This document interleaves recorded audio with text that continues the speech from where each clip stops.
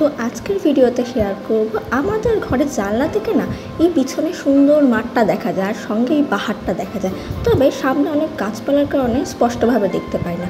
তো আজকে ভাবলাম তো আমরা ওই মাঠটাতে গিয়েই পাহাড়টাকে স্পষ্টভাবে দেখে আসি। তো আমরা যথারীতি বেরিয়ে পড়েছি বিকেলবেলা।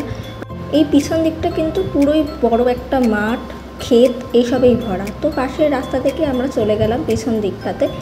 এইখানে একটা বড় টিলা রয়েছে, আমরা প্রায় টিলার উপরটাতে উঠেই গেছি। তো এখান থেকে ভিউটা না আরও সুন্দর দেখা যাচ্ছে, নিচের ভিউটাও খুব সুন্দর দেখা যাচ্ছে, সঙ্গে দেখা যাচ্ছে আমি যেই পাহাড়টার জন্য এসেছি সেই পাহাড়টা।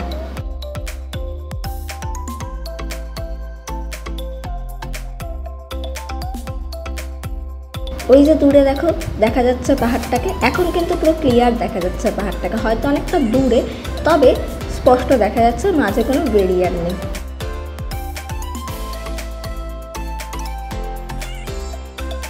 টিলার উপর থেকে খুব সুন্দর দেখা যাচ্ছে ভিউটা, নিচে কিন্তু ক্ষেত রয়েছে। পরন্ত বিকেলে এখানটা দাঁড়ালে কিন্তু এমনিই মনটা ভরে যাবে।